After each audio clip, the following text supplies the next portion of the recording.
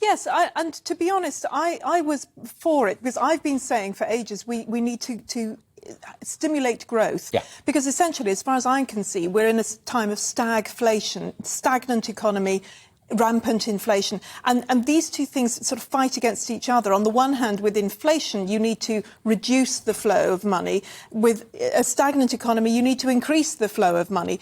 And my feeling was that growth was more important, because the last thing we want, I think, is to have the economy judder to a halt, which it could do. You know, my view entirely, as it happens. And the other thing, as I said to one or two of the other guests, and we now cut to your area, that is your area of expertise, but this is the detail of it, is that when you talk about getting more money out there to stimulate growth, that comes via the reversal of the increase in national insurance. It will come ere long by a penny reduction in the basic rate of income tax. Forget about the fat cats just for a moment.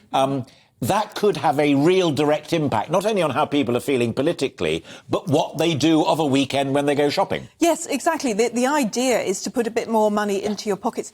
The problem, I think, honestly, is that right now, even if we had Warren Buffett running our economy, you know, he would have problems, because we've had the most insane amount of money printing. We've had production absolutely just reduced to practically nothing for months on end.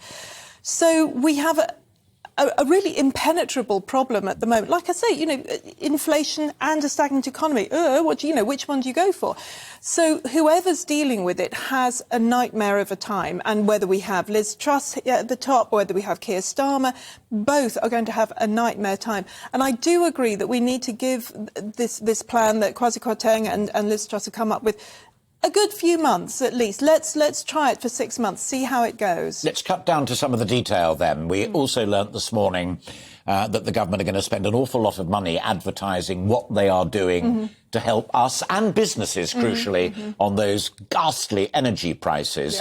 Folk listening to our conversation now, are there any things that they have to do to make sure they're getting what they're entitled to in terms of help, or does all of it just happen automatically? Well, on the whole, it happens automatically. That's a good thing. Yes, absolutely. Thank goodness. You know, one less thing to have on our list, frankly.